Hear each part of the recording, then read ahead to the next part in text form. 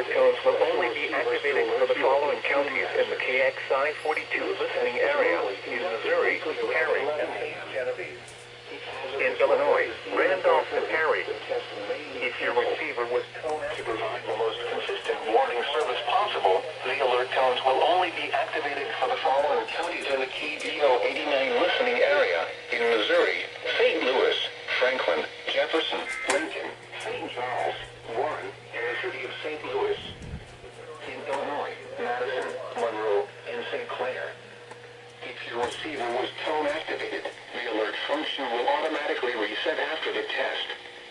This concludes our test for this week, and we will now resume normal programming. Thank you.